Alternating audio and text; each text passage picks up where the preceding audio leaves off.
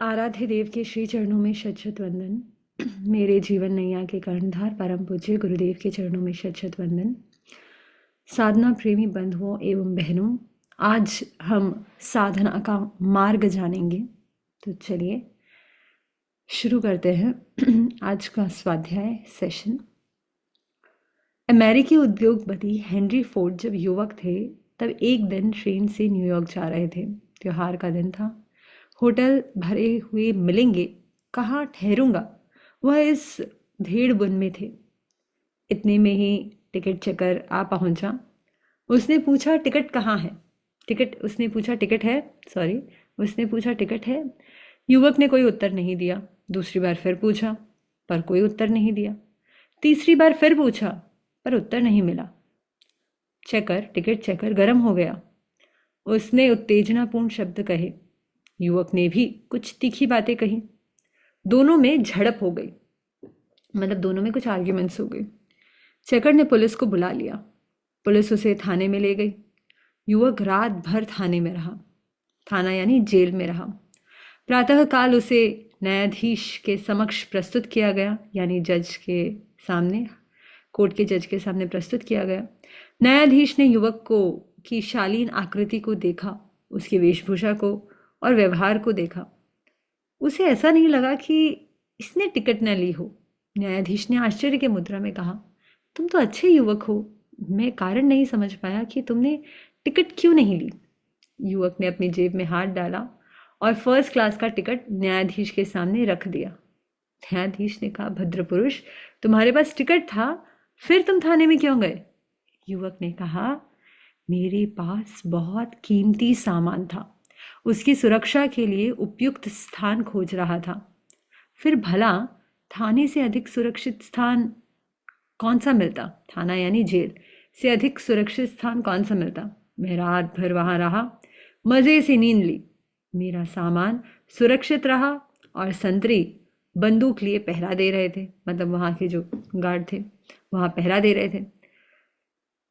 तो आप सोचिए, यह व्यक्ति थाने में किस लिए गया, क्योंकि त्योहार का समय था और त्योहार के समय उसको लगा कि मुझे ठहरने की सही जगह मिलेगी नहीं मिलेगी, और जो मेरे हाथ में सामान है वह बड़ा ही मूल्यवान है, तो उसको कई सेफ जगह पर मुझे रहना चाहिए। और उसने सेफेस्ट जगह क्या सोची, जेल से बेटर, जेल से सेफेस्ट जगह और कोई हो नहीं सकती।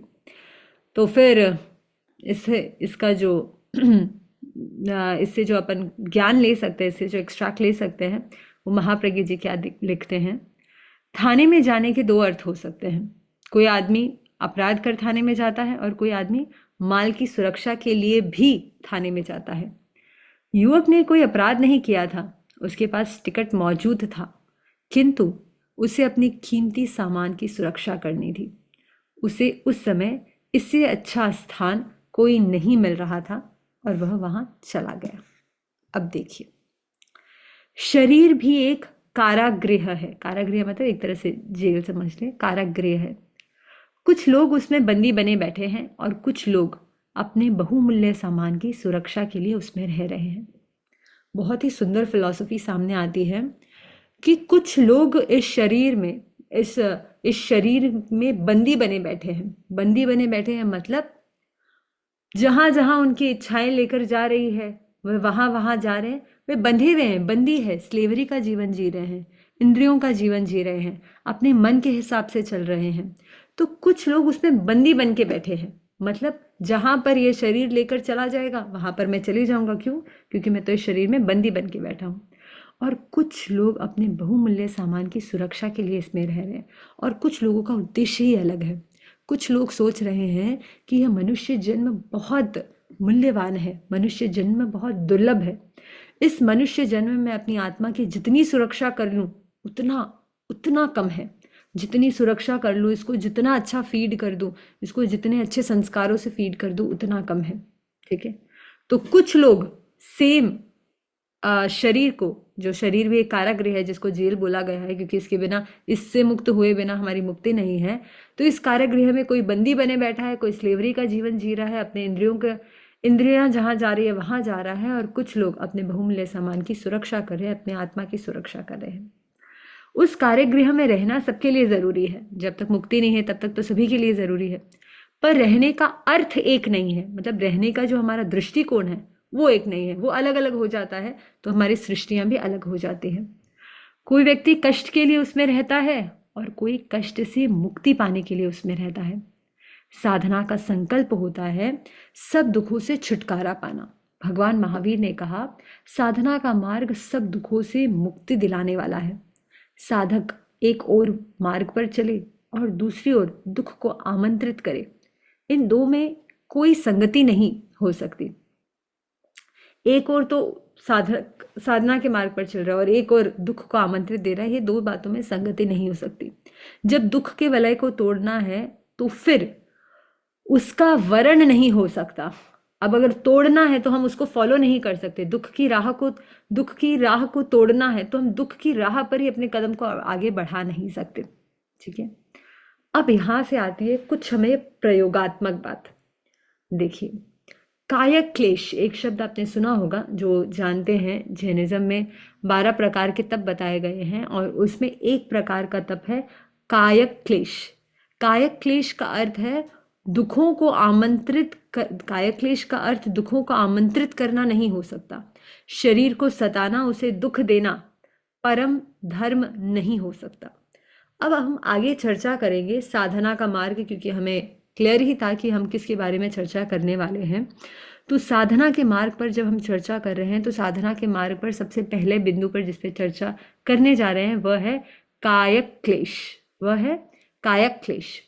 अब कायक क्लेश के बारे में और जानेंगे, लेकिन कई लोग कायक क्लेश को काया को कष्ट देना मानते हैं, इसीलिए कई लोग जैनिज्म की प्ररूपणा करते हैं कि जैनिज्म एक ऐसा रिलीजन है जहां पर काया को कष्ट देने की बात की जाती है।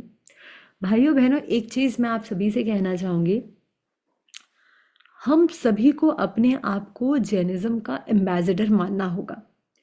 अगर हम जैनिज्म का एम्बेसडर केवल साधु साध्वी संत आदि को मान लेंगे तो जैनिज्म उस पहुंच तक नहीं पहुंच सकता जहां हम उसे पहुंचाना चाहते हैं। हम प्रत्येक व्यक्ति का कर्तव्य है कि हम जैनिज्म को सही दृष्टि से समझें और न केवल समझें, उसको सही दृष्टि से अपने जीवन में उतारें। जहां जहां मौका मिले, जहां जहां लोगों के मन में कन्फ्यूजन है, कन्फ्यूजन दूसरों के ही मन में नहीं है, स्वयं जैनियों के भी दिमाग में कई कन्फ्यूजन है, तो उन सबको हम उन सारे कन्फ्यूजन्स को हम सॉल्व करें, उनके कन्फ्यूजन्स को क्लियर करें। ये हम प्रत्येक जैनिज्म जो जैनी है उनका दायित्व है। तो कायक क्लेश को लेकर भी एक कन्फ्यूजन या एक डाउट क्रिएट होता है, या ये धारणा है कि कायक क्लेश यानी काया को कष्ट देना। चलिए, अब इस धारणा को कैसे दूर कर सकते हैं हम आगे पढ़ेंगे। शरीर को कष्ट देना और शरीर में कष्ट आना, ये दो बातें हैं। पहली बात यह है कि शरीर अचेतन है, यानी शरीर पुद्गल है, शरीर जड़ है। अचेतन में हमारे प्रति शत्रुता का भाव नहीं है, फिर हम उसे क्यों कष्ट देंगे? कष्ट की बात बहुत सिंपल है। हम उसे कष्ट देते हैं जिससे हम गुस्सा होते हैं, जिसके प्रति हमारे कुछ शत्रुता के भाव है। लेकिन जब ये तो हमारा जड़ है, ये पुद्गल है, तो इसके प्रति हमारे भीतर क्या दुश्मनी हो सकती है? और जब दुश्मनी नहीं तो हम इसको कष्ट क्यों देंगे? दूसरी बात, वह हमारी प्रगति में सहायक है। ये तो हमारी प्रगति में सहायक है, क्योंकि आखिर शरीर से ही तो साधना कर कर हम मुक्ति को प्राप्त कर सकते हैं। तो जो शरीर में हमारी मुक्ति में सहायक है, हम उसे कष्ट क्यों देंगे? तो जो सहायक है उसे हम उसे क्यों सताएं? हम उसे इतना शक्तिशाली बनाएं जिससे वह आने वाले कष्ट को झेल सके। इसलिए भगवान महावीर ने शरीर की साधना के 2 सूत्र दिए हैं, कायक क्लेश और कायोत्सर्ग। ठीक है, अब बात देखिए, कायक क्लेश का अर्थ शरीर को कष्ट देना नहीं है, शरीर को स्ट्रांग बनाना है, शरीर को शक्तिशाली बनाना है, क्योंकि यही तो नौका है जिससे हमें इस भवसागर को पार करना है। आपकी नौका अगर ढीली ढाली रहेगी, नौका में कुछ छेद रहेगा, नौका रिपेयरिंग मांगती है, तब हम उस नौका में बैठकर अपने सागर को कैसे क्रॉस कर सकते हैं? हम आइलैंड के पास कैसे पहुंच सकते हैं? अगर हमें आइलैंड पहुंचना है तो हमें अपने नौका को ठीक करना होगा, स्ट्रांग बनाना होगा।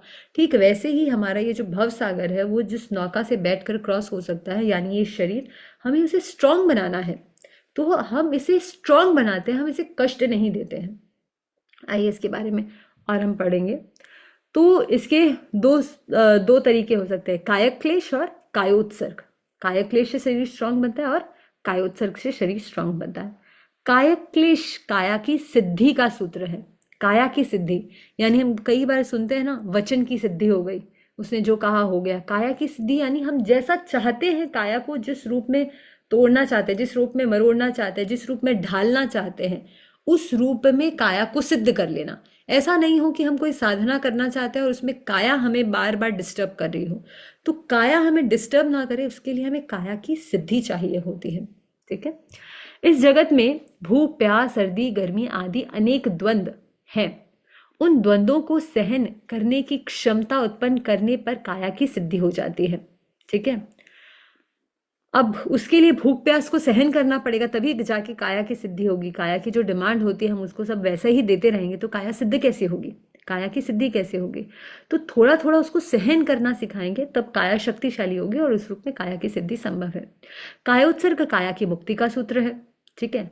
तो कितना सुंदर है, काया क्लेश काया की सिद्धि का सूत्र है और कायोत्सर्ग काया से मुक्ति का सूत्र है। ये लाइन तो मुझे ऐसा लगता है हमें बोल्ड कर लेनी चाहिए कि जो काया क्लेश है वो काया की सिद्धि का सूत्र है। हम जैसा काया को चाहे वैसा बना सके। और कायोत्सर्ग क्या है, वो तो काया से मुक्ति का ही सूत्र है। मतलब काया से मुक्त, कोई टेंशन ही नहीं, काया से ही मुक्ति हो गई। शरीर का शिथिलीकरण करते करते हम उस स्थिति में पहुंच जाते हैं जहां शरीर का बंधन नहीं रहकर एक शक्ति का वलय मात्र रह जाता है। यह तनाव मुक्ति की साधना है। काया क्लेश में मात्र शरीर, ठीक है पहले इधर तक करते हैं। कायोत्सर्ग हम किस प्रोसेस से जाते हैं? कायोत्सर्ग हम जाते हैं शरीर को मतलब शरीर को शिथिल करते हैं, रिलैक्स करते हैं, जितने भी टेंशन है, स्ट्रेस है, उसको रिलीज करते हैं और फिर फाइनली रिलैक्स के सिचुएशन में, पोजिशन में हम आ जाते हैं। तो शरीर का शिथिलीकरण करते करते हम उस स्थिति में पहुंच जाते हैं जहाँ शरीर का बंधन नहीं रहकर एक शक्ति का वलय मात्र रह जाता है। अब बंधन नहीं है, क्योंकि हमने तो हर बंधन, हर टेंशन, हर स्ट्रेस को रिलीज कर दिया है। तो अब वह केवल एक शक्ति का वलय है, शक्ति का एक वलय है, शक्ति का जैसे अपन एक राउंड बोलते हैं, बस वही है। अब वो बंधन के रूप में नहीं है, क्योंकि हमने शिथिल ढीला करके उसको सब रिलीज कर दिया, रिलैक्स कर दिया। अब यह बंधन नहीं है, अब केवल शक्ति मात्र है। और जब शक्ति मात्र रहती है, बंधन नहीं रहता, तब एक्चुअली हम तनाव से मुक्त हो जाते हैं। जहां बंधन है वहां तनाव है, जहां बंधन नहीं वहां तनाव नहीं। जब आपके हाथ को किसी ने रस्सी से बांध दिया तो आपके हाथ को तनाव होगा। अभी ये हाथ रस्सी से नहीं बंधा हुआ है तो ये मुक्त है, कोई तनाव नहीं है। ठीक वैसे ही हमारे भी भीतर के जो सेल्स है, हमारे जो कुछ सोच है, हमारे जो शरीर की स्टाइल है, हमारी जो लाइफ स्टाइल है, हमारी जो थिंकिंग पैटर्न्स है, ये सब भी हमारे शरीर को, हमारे मन को बहुत बांध देते हैं। तो बांध देते हैं, इसीलिए हमारे भीतर तनाव आ जाता है। अब जब कोई बंधन नहीं है, हम जब शिथिल होते हैं तो बंधन से छूटते हैं, और बंधन से छूटते ही हम तनाव मुक्ति की भी साधना शुरू कर देते हैं, तनाव मुक्ति के अनुभव करना शुरू कर देते हैं। कायक क्लेश में मात्र शारीरिक तनाव होता है। कायक क्लेश में मात्र शारीरिक तनाव होता है। कायक क्लेश में कहीं भी मानसिक तनाव की बात नहीं है। कायक क्लेश में मात्र शारीरिक तनाव होता है। मानसिक तनाव की मुक्ति के लिए शारीरिक तनाव उत्पन्न करना और फिर उसे भी कायोत्सर्ग की साधना से विसर्जित कर देना, यह साधना का एक महत्वपूर्ण रहस्य है। अब इसे आप थोड़ी सी समझने की कोशिश करिए।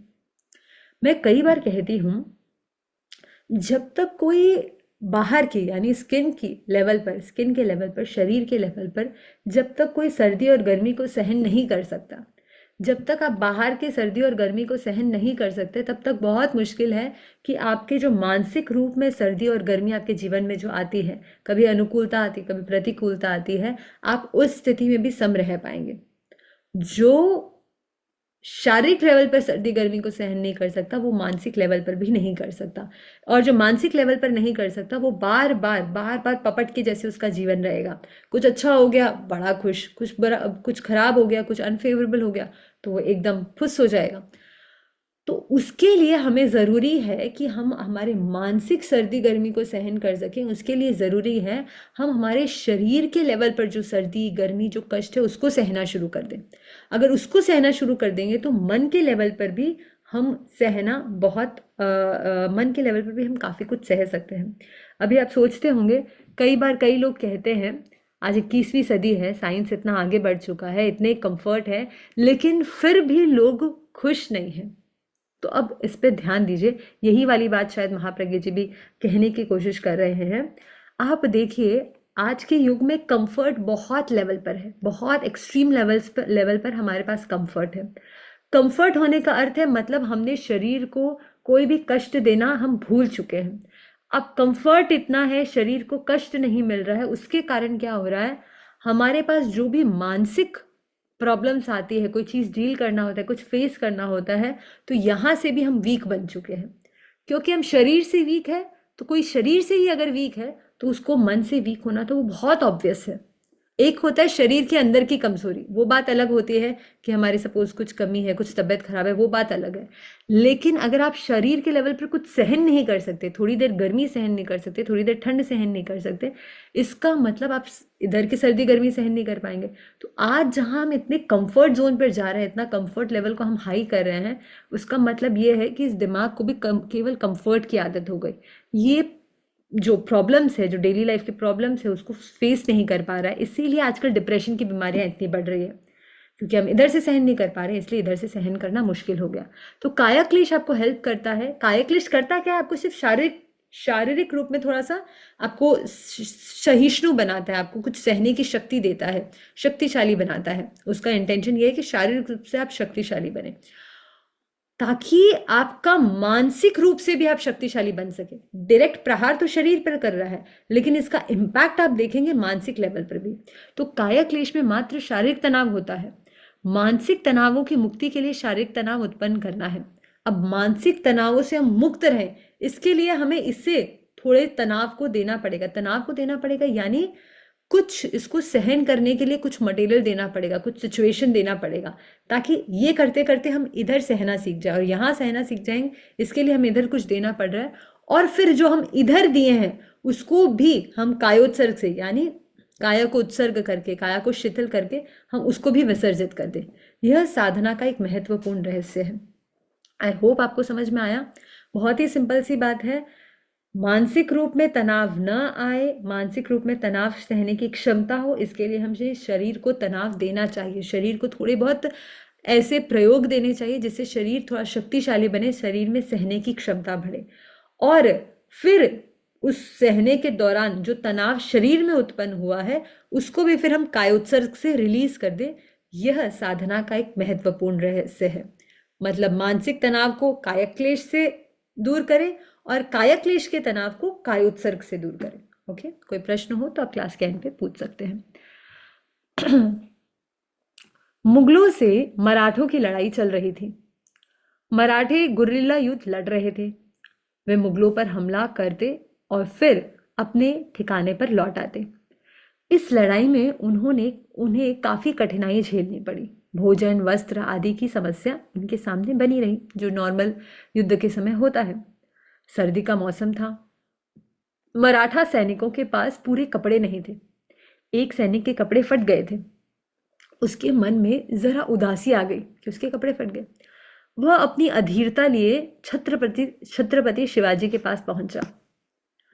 उसने कहा, महाराज, भयंकर सर्दी पड़ रही है, शरीर कांप रहा है, सर्दी से बचने का कोई साधन नहीं है। सर्दी को मैं सहन भी कर लूंगा, पर शरीर को भी पूरा नहीं ढक पा रहा हूँ। मतलब मैं सर्दी तो सहन करूँ, लेकिन कुछ तो ढकने के लिए होना चाहिए। उनका कहने का मतलब ये था। लज्जा भी नहीं बच रही, कुछ तो शर्म है, वो है, लज्जा है, कुछ तो बचाने के लिए कुछ तो दो कपड़े तो ऊपर चाहिए। शिवाजी ने देखा वीर सैनिक अधीर हो रहा है, मतलब ही इज बीइंग इम्पेशेंट। तो उसका मन कायर हो रहा है, मतलब कावर्डनेस उसके ऊपर हावी हो रही है। शिवाजी बोले, बहादुर सैनिक, तुम जानते हो तुम्हारे शरीर पर जो घाव है वो घाव क्या कहते हैं? ये होता है लीडर, कैसे वो किसी के माइंड को चैनलाइज कर दे।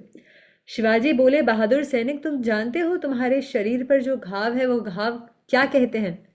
सैनिक अहंकार के साथ, एक तरह से अहंकार यानी वो जो अभिमान था कि मैं कुछ किया हूं, उसका अहंकार। सैनिक अहंकार के साथ बोला, मेरे पराक्रम की गाथा कहते हैं, यानी मेरे जो शरीर के घाव है वो मेरे पराक्रम की गाथा गाते हैं। तो फिर शिवाजी ने कहा, तो वीर सैनिक, यदि तुम पूरे कपड़े पहन लोगे तो ये घाव ढक जाएंगे, वे कपड़े तुम्हारी वीरता को ढकने वाले होंगे। सैनिक आश्वस्त होकर चला गया। कितना सुंदर वे में एक लीडर ने अपने आदमी की माइंड को चैनलाइज कर दिया। यानी अगर तुम इन घावों को कपड़ों से ढक दोगे तो तुम्हारी वीरता, तुम्हारा जो पराक्रम है वो ढक जाएगा। तो वीर सैनिक, उसे खुला छोड़ दो ताकि लोग तुम्हारे पराक्रम की गाथा गा सके, तुम्हारा पराक्रम देख सके और तुमसे कुछ प्रेरणा ले सके। इस बात को कहकर उन्होंने उसके दिमाग को चैनलाइज कर दिया। अब इसे हमें क्या लेना है? देखिए भाइयों बहनों, हम भी जितने सुख सुविधा के कपड़े ओढ़ लेंगे ना अपने ऊपर, उतना ही हमारा पराक्रम भी नीचे दबा रह जाएगा। ठीक है, अब इस बात को महाप्रज्ञ जी कैसे एक्सप्लेन करते हैं। सुख सुविधा की मनोवृत्ति वीरता के घावों को ढकने वाली होती है। जब हमारे मन में सुख पाने का भाव पैदा होता है तब पराक्रम का भाव दब जाता है। जब आप सुख का कपड़ा पहनना चाहते हैं तो आपके जो पराक्रम के भाव है, कुछ करने के भाव है, वीरता के भाव है, ब्रेवरी के भाव है, वो सब भाव अंदर ही अंदर दब जाते हैं। शरीरदर्शी आदमी सुख की बात सोचता है, जिसकी दृष्टि में शरीर ही सब कुछ है, वह सुख की बात सोचता है। और आत्मदर्शी आदमी हित की बात सोचता है। हित मतलब जो अच्छा है, जो अच्छा है, उससे मुझे सुख मिले ना मिले, लेकिन अगर अच्छा है तो मैं वह कार्य करूंगा। शरीरदर्शी आदमी अगर सिर्फ केवल जो शरीरदर्शी आदमी भी जो शरीर का हित नहीं, वो केवल शरीर की सुख सुविधा के बारे में सोचता है, वह सोचेगा कि करेला अच्छा नहीं लगता तो वह करेले की सब्जी नहीं खाएगा। लेकिन जो हित के बारे में सोचता है, जो सुख के बारे में सोचता है, वो करेला नहीं खाएगा। लेकिन जो हित के बारे में सोचता है वह सोचेगा करेला भले ही खारा क्यों ना हो, लेकिन मेरे लिए अच्छा है तो मैं ज़रूर खाऊंगा।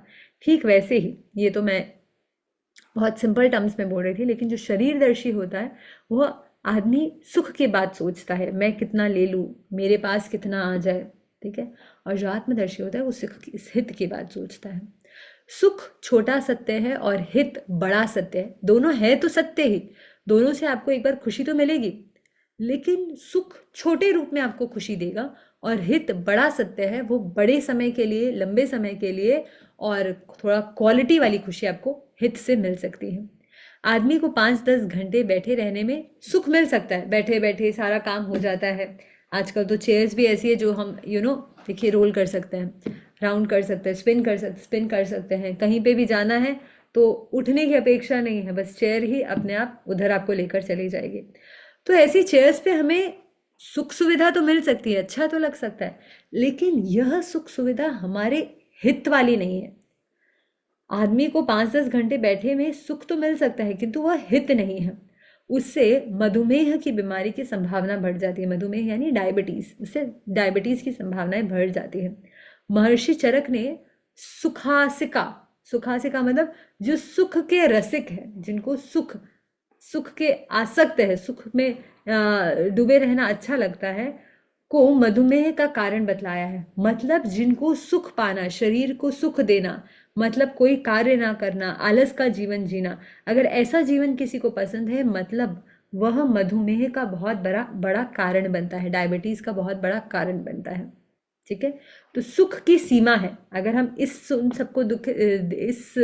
सबको ही सुख मानते हैं तो उसकी अपनी एक सीमा है, वह असीम आपको कुछ नहीं दे सकता। शरीर को सुख सुविधा की भी अपेक्षा है, किंतु उसका अतिरेक होना अच्छी बात नहीं है। अपेक्षाकृत हाँ, ऑफकोर्स रात को सोना जरूरी है, सब कुछ जरूरी है, लेकिन उसको अतिरेक, एक्सट्रीम्स में जाना वह सही नहीं है, वह शरीर के लिए घातक बन जाता है। इस सत्य की छाया में हम कायक क्लेश के हार्द को समझ सकते हैं। अब जब हम इन्हें इतना जान लिया, अब हम समझ सकते हैं कि कायक क्लेश का हार्द क्या है, कायक क्लेश का भाव क्या है। मनुष्य में विषय की भावना प्रबल न हो, सुख की आसक्ति तीव्र ना हो, कर्तव्य विमुखता का भाव जागृत न हो, इसलिए भगवान महावीर ने कायक क्लेश का विधान किया है। मतलब हम सब जानते हैं हमारे इंद्रियों के सब्जेक्ट्स होते हैं। ठीक है, आई का सब्जेक्ट 1 है यानी रूप है, ईयर का सब्जेक्ट हमारे कुछ क्या बोलते हैं, शब्द है। ये सबके हमारे सेंस ऑर्गन्स के सब्जेक्ट्स होते हैं और हम उन सब्जेक्ट्स के प्रति आकर्षित हो जाते हैं। तो हमारे मन में उन सब्जेक्ट्स के प्रति जो आकर्षण है वो बहुत ज़्यादा तीव्र ना हो, बहुत ज़्यादा स्ट्रांग ना हो, सुख की आसक्ति तीव्र ना हो, इतनी तीव्र ना हो जाए कि हम कर्तव्य से मुंह मोड़ लें और अपने ही हिसाब से जो जो हमें सुख देता है हम उसी का जीवन जीने लग जाएं, और जो कर्तव्य में कई बार कष्ट भी सहने पड़ते हैं और हम कर्तव्य से विमुख हो जाए, ऐसे भाव हमारे भीतर ना आए, हमारा लाइफ एक बैलेंस्ड अप्रोच के साथ हम लाइफ को जी सके। इसीलिए भगवान महावीर ने कायक क्लेश का विधान दिया है, कायक क्लेश की प्ररूपना की है। यह तप का विधान, यह तप का विधान नहीं है। आप सोचिए कितना सुंदर एग्जाम्पल है। आटे में पानी मिलाया, वह गीला हो गया, उसकी रोटी बना ली, फिर वह गीली नहीं हो सकती। आग में तपी हुई रोटी गीली नहीं होती, तप से तपा हुआ शरीर गीला नहीं होता। अब ये शायद लाइन में कुछ एरर है, ये तप का विधान नहीं है, ये शायद है होना चाहिए मेरे ख्याल से, ठीक है। तो कुछ शायद मेरे को डिफरेंस लग रहा है, लेकिन आटे का एग्जाम्पल कितना अच्छा है। जब आटा सूखा रहता है, आटा पाउडर के रूप में रहता है, जो गेहूं का पाउडर के रूप में रहता है, तब उसमें पानी मिलाते हैं तो गीला हो जाता है, ठीक है। क्यों? क्योंकि वो आग में अभी तक सिका नहीं है। लेकिन वही एक बार रोटी के रूप में आग पर अगर सिक जाए, उसके बाद हम उसको गीला करें तो वो गीला नहीं होगा। जिस रूप में आटा गीला हुआ उस रूप में आपकी रोटी गीली नहीं होगी। क्यों? क्योंकि वह सिक चुकी है, तप चुकी है। तो आग में तपी हुई रोटी गीली नहीं होती। ठीक वैसे ही अगर हम अपने शरीर को कायक क्लेश से तपा ले तो हम कभी गीले नहीं पड़ेंगे। इधर गीले का अर्थ है हम कभी ढीले नहीं पड़ेंगे, हम कभी कमज़ोर नहीं बनेंगे। तो हम कभी कमज़ोर, शारीरिक रूप से कमज़ोर नहीं बनेंगे, तो अपने आप तय है कि हम मानसिक रूप से भी कमज़ोर नहीं बनेंगे। तो कभी भी आप काया क्लेश का तप करें, उसके बाद काया क्लेश का तप तनाव मुक्ति के लिए, मानसिक तनाव से दूर रहने के लिए, और फिर जो काया क्लेश से जो तनाव हुआ है उससे हम कायोत्सर्ग से दूर हो सकते हैं। ठीक है, अब आगे हम पढ़ेंगे। शरीर को तपाएं, कुछ और एग्जाम्पल्स हैं। कच्चे घड़े में पानी नहीं डाला जा सकता, वह आग की आंच में पक जाता है, तब उसमें जल धारण की शक्ति पैदा हो जाती है। क्या घड़े को पकाना उसे सताना है? एक कुम्हार घड़े को पका रहा है, क्या हम कहें कि वह घड़े को सता रहा है? यह सताने की प्रक्रिया नहीं, यह पकाने की प्रक्रिया है। काया क्लेश शरीर को सताने की प्रक्रिया नहीं, वह शरीर को तपाने की प्रक्रिया है।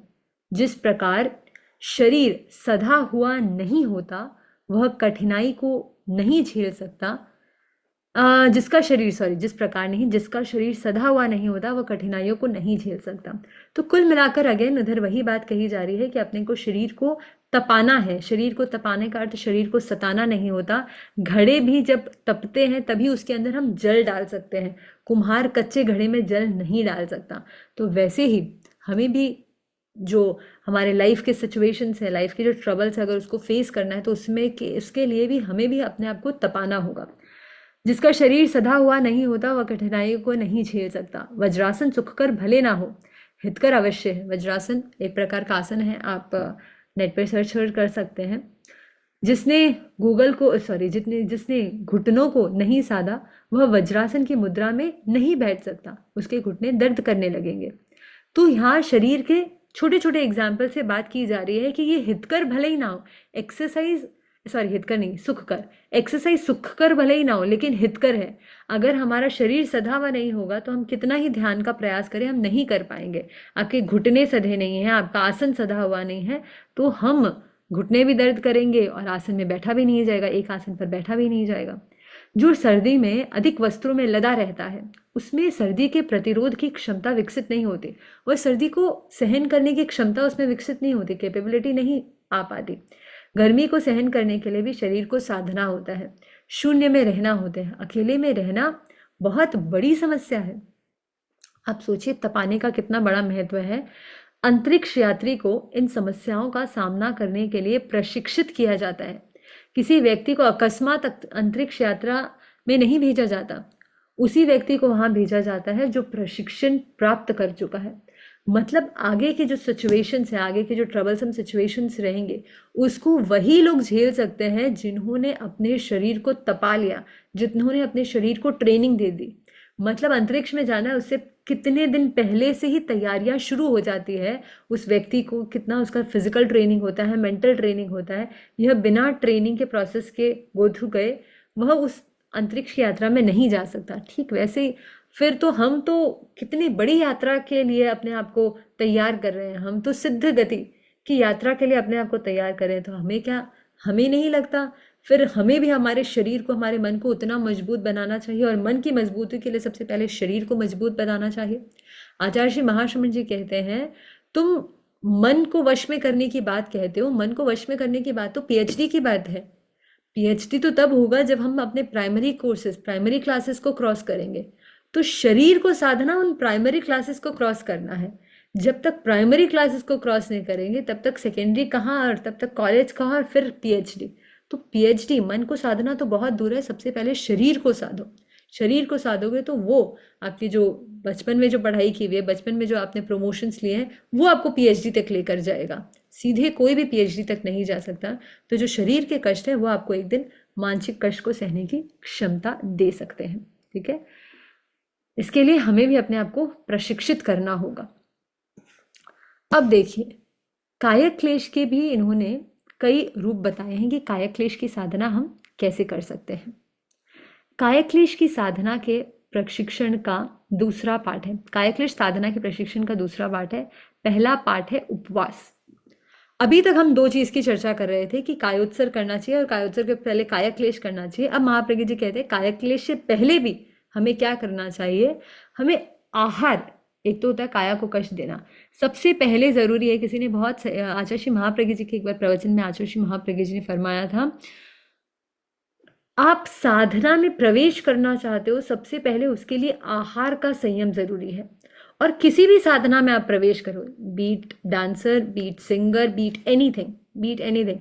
लता मंगेशकर का जब इंटरव्यू हुआ तो उसने कहा, हमने आज तक आइसक्रीम को चखा तक नहीं है, हमने आज तक आइसक्रीम को चखा तक नहीं है। आप सोचिए, ये कॉम्प्रोमाइज देना पड़ता है अगर हमें कोई चीज की साधना करनी है तो इसके लिए, साधना के लिए सबसे पहले आहार का संयम बहुत जरूरी होता है। आहार का संयम हम 4 प्रकार से करते हैं। सबसे पहले तो उपवास, जहां हम आहार पानी का पूर्ण रूप से त्याग कर देते हैं। बोलते हैं असली उपवास वही होता है जब हम चौविहार त्याग करते हैं। जो तिविहार त्याग होता है वह उनोद्री में लिया जाता है, लेकिन फिर भी चलिए व्यवहार में हम उसको भी उपवास कह देते हैं। लेकिन असली उपवास जो होता है जब हम अनशन का, पान का और अनशन मतलब खाने का हम पूर्ण रूप से त्याग कर देते हैं। अशन का और पान का पूर्ण रूप से त्याग कर देना, मतलब पानी और आहार का। अल्प आहार मतलब जितनी अपेक्षा है उससे थोड़ा आहार कम लेना। अब ये आइटम्स भी कम हो सकते हैं, ये डाइट भी कम हो सकती है। ये जैसे आप 3 बार खाते हैं तो एक ही बार खाएं, सपोज एकाशना कर रहे हैं वह भी आपका उनोद्री में आ जाता है। आप 5 आइटम खाते हैं उसमें आप 4 ही आइटम ले रहे हैं, वो भी आपका उनोद्री में आ जाता है। आप 3 रोटी खाते हैं, 3 रोटी के बजाय आप अपने 2.5 ही रोटी खाई, वो भी आपका उनोद्री में आ जाता है। तो आप अपेक्षा से कितना कम ले सकते हैं, नॉर्मल से कितना कम लेते हैं, वो अल्पाहार है। तो अब उपवास तो हम 365 दिन नहीं कर सकते, और किसी किसी के लिए तो एक दिन भी करना भारी होता है। लेकिन जो अल्पाहार है, उनोद्री का प्रयोग है, वो हम हर दिन कर सकते हैं। और उनोद्री का प्रयोग सेल्फ मास्टरी का प्रयोग है। आपके सामने आहार है लेकिन फिर भी ना कहना, वो बहुत बड़ी बात है। आहार विषयक विविध संकल्प, आहार विषयक विविध संकल्प ले सकते हैं। यानी एक तरह से अगर इसको निर्जरा के भेद में देखें तो ये भिक्षाचरी होती है, जहाँ कोई अभिग्रह लेते हैं, साधु संत अभिग्रह लेते हैं गोचरी जाने से पहले। आप दिगंबर साधुओं को कभी देखे होंगे, वह गोचरी जाते हैं उससे पहले कुछ मानसिक संकल्प लेते हैं, और जब तक वो संकल्प बाहर नहीं होता दिखता तब तक वो आहार ग्रहण नहीं करते। ऐसे ही हम देखते होंगे श्रावक श्राविकाएं जब बड़ी तपस्या करती है तो पारने के समय वह संकल्प लेती है कि जब तक ऐसा नहीं होता, ये चीज़ पूरी नहीं होती, तब तक मैं आहार ग्रहण नहीं करूँगी। तो देखिए, सामने जो मेरे उपस्थित लोग हैं वो साधु भी नहीं है, और हो सकता है बड़े बड़े पारने, बड़े बड़े तपस्या भी नहीं करते हो। तो फिर हम आहार विषयक विविध संकल्प हम हमारे जीवन में कैसे उतार सकते हैं? बहुत सिंपल प्रयोग है। इसके लिए आप एक चीज़, सिंपल चीज़ कर सकते हैं, जो कि मुझे लगता है, कुछ ऐसा त्याग ले लेना कि जब तक मैं सुबह जब तक सामायिक ना करूं, या सुबह जब तक नवकार की माला ना फेरूं, या सुबह जब तक मैं ध्यान ना कर लूं, तब तक मैं आहार नहीं करूंगा। मतलब जब तक मैं अपने इस संकल्प को पूरा नहीं कर लूं तब तक मैं आहार नहीं करूंगा। तो यह भी आपके दिन का एक बहुत सुंदर, अपने आप को एक बोलते हैं ना, हुक डालना पड़ता है। अगर मुझे कुछ करना है तो हुक डालना चाहिए। तो ये बहुत अच्छा हुक सिस्टम हो सकता है कि जब तक मैं सुबह ध्यान नहीं करूं तब तक सुबह का पानी भी ग्रहण नहीं करूंगा, जब तक मैं सामायिक ना करूं तब तक पानी ग्रहण नहीं करूंगा। इससे क्या हो जाता है, हम आहार को और मूल्य दे देते हैं कि आहार ऐसी वैसी चीज़ नहीं है, हम आहार को लेने के लिए भी कुछ कर रहे हैं, और वो जो कुछ कर रहे हैं वो अल्टीमेटली हमारी आत्मा को पोषित कर रहा है। और नेक्स्ट है दूध दही आदि का परित्याग। दूध दही आदि का परित्याग मतलब दूध दही तो अच्छे होते हैं खाने पीने के लिए, लेकिन देखिए इसकी मात्रा अगर एक्सट्रीम हो जाती है तो वो हमारे भीतर प्रमाद को पैदा करती है, आलस्य को पैदा करती है, वासनाओं को पैदा करती है, जो हमें हमारे कॉन्शियसनेस को नीचे लेकर जाने वाले होते हैं। वो हमारे कॉन्शियसनेस को लोअर कॉन्शियसनेस में लेकर जाने वाले होते हैं, जिससे हमारे आत्मा का अपलिफ्टमेंट होना बहुत मुश्किल है। इसीलिए दूध दही आदि जो भी चीज़ है अपेक्षा अनुसार ली जाए तब तक ठीक है, लेकिन अगर एक्सट्रीम्स लेवल पर ली जाए तो वह हमारे आत्मा को बहुत घात करने वाली होती है, क्योंकि उससे प्रमाद बढ़ता है, और प्रमाद बढ़ता है तो हमारे आत्मा के प्रति कोई रुझान ही नहीं रहता कि हम आत्मा की तरफ दृष्टि देकर कुछ उसके बारे में सोच सकें। इसीलिए दूध दही आदि का भी परित्याग। कहते हैं ना, जैसा खाए अन्न वैसा होए मन। तो ये सारी चीज़ें हमारे भीतर लेजीनेस को पैदा करती है, प्रमाद को पैदा करती है, तो इससे हम जितना दूर रह सकें। तो उपवास जहाँ कुछ नहीं खाना, अल्पाहार मतलब कुछ कंट्रोल में खाना, कुछ लिमिटेड खाना, आहार विषयक विविध संकल्प मतलब अमुक संकल्प के साथ अपने आहार को जोड़ देना, जब ये पूरा होगा तब मैं आहार करूंगा। दूध दही यानी रसों का त्याग, दूध दही का त्याग, ताकि हमारी आत्मा प्रमाद में ना जाए, वो सतत जागरूक रह सके। जैन धर्म में उपवास की अनिवार्यता नहीं है। व्यक्ति की शक्ति और आंतरिक क्षमताओं के जागरण की उपयोगिता, इन दोनों के सामंजस्य पर उपवास का निर्देश है। तब तक उपवास करो जब तक मन स्वस्थ और प्रसन्न रहे। मन की पवित्रता न रहे तब उपवास की पवित्रता भी नहीं रहती। भोजन न करने का शरीर पर प्रभाव होता है, पर उससे आंतरिक क्षमताओं के विकास में पूर्ण सहयोग मिलता है। यह शरीर और मन को सताने की प्रक्रिया नहीं है। बहुत सुंदर चीज़ है तपस्या भी, जब तक आपका मन प्रसन्न रह सके। और तपस्या को आप कभी दबाव के रूप में करेंगे तो मन कभी प्रसन्न नहीं रहेगा।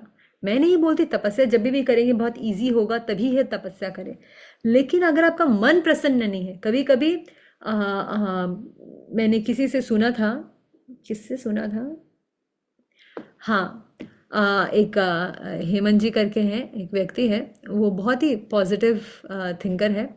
तो उनके उसका पेन आ गया था, किडनी में स्टोन हो गई थी, तो उसका पेन, भयंकर पेन आ गया था। तो इतना पेन आ गया था कि वो बोले कि मैंने लाइफ में ऐसा पेन कभी देखा ही नहीं है, कि ऐसा पेन हो भी सकता है, मैं सोच भी नहीं सकता। वो ये सारी बातें बोल रहे हैं और बड़े हंसते हुए बोल रहे हैं कि इतना भयंकर, उस समय पेन नहीं था, ये तो अपने अपने पास्ट की घटना बता रहे थे। बोले ऐसा पेन, लेकिन फिर भी मैं उस समय उस पेन को एंजॉय कर रहा था। वो अपने आप को बोल रहे थे, देख हेमंत, वापस कभी आए ना आए ऐसा पेन, एंजॉय कर ले, देख तो सही ऐसा कैसे होता है, अपनी शक्ति को देख। तो मुझे ऐसे लगा कि बस यही चीज़ तो अपने को भी चाहिए। यही चीज़ जब अपन तपस्या करते हैं तब ऐसा नहीं है कि तप करना बहुत आसान है, लेकिन तप में जो कष्ट होता है उसको में भी आनंद लेना कि मैं इसको सहन कर पा रही हूँ। मेरे अंदर इतनी क्षमता थी, ये तो मैं जानते ही नहीं थी कि मैं इतना सहन कर सकती हूँ। तो जब तक आपका मन प्रसन्न रहे ना तो तप फलदायी है, लेकिन मन को दबाकर करना पड़ रहा है, दूसरों को बताने के लिए, दूसरों को जताने के लिए, दूसरे कुछ कहेंगे उसके लिए करना पड़ रहा है, तब फिर वो उपवास उतना सार्थक नहीं होता। मैं नहीं कहूँगी सार्थक नहीं होता, लेकिन उतना सार्थक नहीं होता। तो जैसे वो व्यक्ति थे हेमंत जी, वो कह रहे थे कि मैं उस पेन को एंजॉय कर रहा था, वंदना, उस पेन को एंजॉय कर रहा था। तो तभी सोचिए, वो तो पेन था, इम्पोज नहीं था। जब हम इम्पोज नहीं था मतलब सेल्फ इम्पोज नहीं था, डेस्टिनी द्वारा इम्पोज था। लेकिन जो तप होता है वो तो सेल्फ इम्पोज होता है। तो हम कुछ प्रिपेयर्ड माइंडसेट के साथ उस चीज़ के लिए आगे बढ़ सकते हैं, और प्रसन्नता के साथ करेंगे तब अच्छा है, दबाव के साथ नहीं करना चाहिए। और मन की पवित्रता ना रहे तब उपवास की पवित्रता भी नहीं रहती। जो आपको रिजल्ट दे सकता है वह भी रिजल्ट नहीं देता है। तो भोजन न करने का शरीर पर प्रभाव होता है, पर उससे आंतरिक क्षमताओं के विकास में पूर्ण सहयोग मिलता है। शरीर पर तो प्रभाव होता है, कुछ तो हमें फील होता है, थोड़ा अनईजीनेस फील होता है, लेकिन इससे हमारे और कई जो क्षमताएं हैं और जो एबिलिटीज़ है, कैपेबिलिटीज़ है, वो हमारे भीतर ही भीतर डेवलप होती है, उसको काफ़ी सहयोग मिलता है। यह शरीर और मन को सताने की प्रक्रिया नहीं है। इस बात को हम अंडरलाइन करके मान ले कि जो जैनिज्म में जो तप का विधान है वो शरीर और मन को सताने का विधान नहीं है, वो शरीर और मन को स्ट्रॉन्ग बनाने का विधान है। और यह बात हमें समझनी है, हमें अपने जीवन में उतारना है और औरों को समझाना है। जैनिज्म को स्प्रेड करना हम सबकी ड्यूटी है, हम सबका कर्तव्य है। हम प्रत्येक व्यक्ति, प्रत्येक बच्चे, प्रत्येक बूढ़े, हम सब जैनिज्म के एम्बेसडर हैं। हम सबको जैनिज्म को फैलाना है।